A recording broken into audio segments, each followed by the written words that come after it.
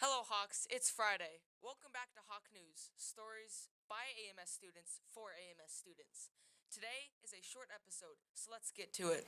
Hey Bruce, do you know what you are wearing for Halloween this year? I usually wait until the last minute to see what's in my closet.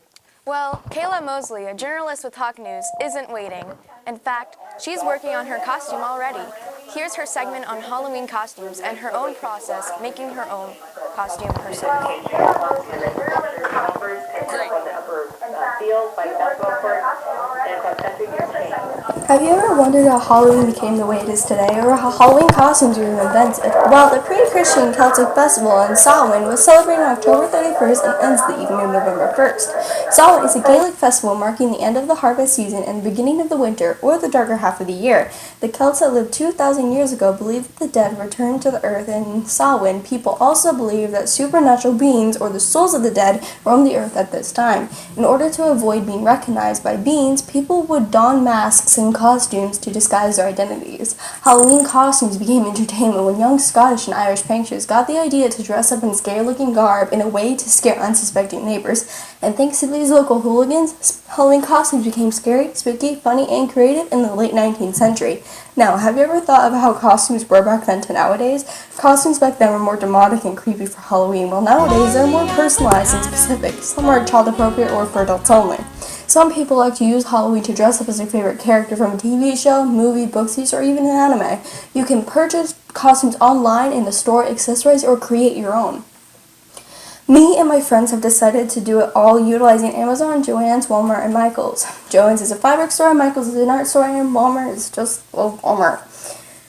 We use Amazon to get the base of our costumes. To enhance and accessorize, we went to Joann's first, bought foam, buckles, and felt. Then we tackled Wally World for makeup and gloves. Lastly, onto Michael's to get paint, paintbrushes, tacky glue, and styrofoam.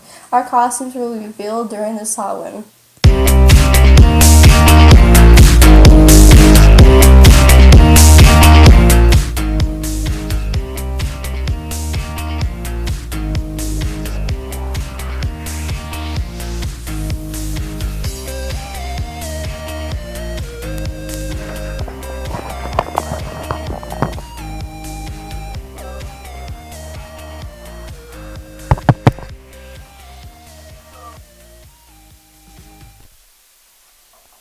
Can you go back up to the start of our segment, please? Great, thanks for that, Kayla. Are we going to check back and see the final product? Great, Kayla, more on that. Speaking of costumes, did you know Anacortes is a great town for the community theater? Holly Byerly created this segment on our very own Anacortes Community Theater. Let's check it out. Yes, performing arts. Performing arts is actually a big deal in some people's lives. Actually, Anacortes has its own community theater, ACT, which stands for Anacortes Community Theater. ACT has been running since 1964, which means 33 years of performances. ACT Theater does not only produce main stage productions, it also has class act and adult education. I interviewed Crystal, a participant in the class act that is currently going on. Trash in the Can. How did you find out about ACT Theater? It started out with I did the Lion King Jr. here at the school, and I liked acting because I love acting. I love getting to be a new person, being something else than what I am. And so I chose to do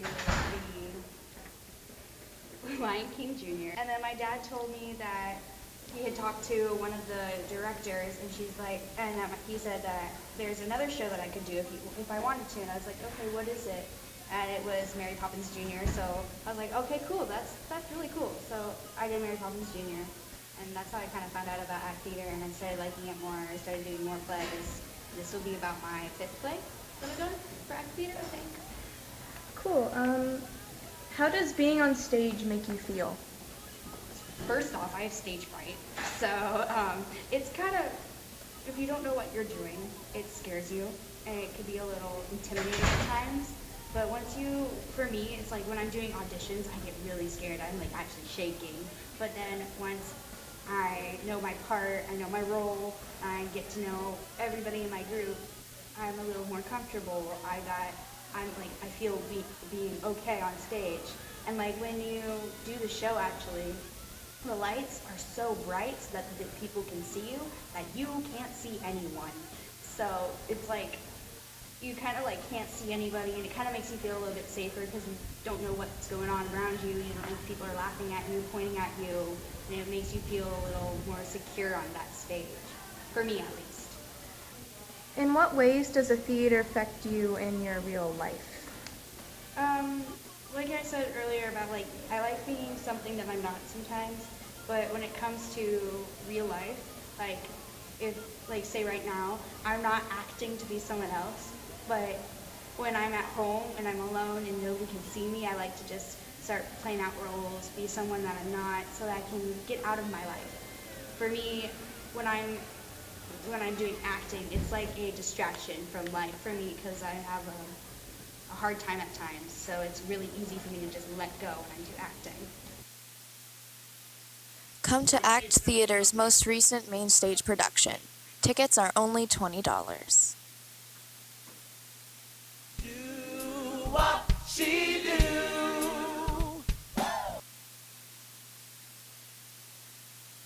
Nice job, Holly. Thanks for that. Check out My Fair Lady. Dr. Wenzel, our own superintendent, is in it. This has been Hawk News. Have a good weekend, Hawks.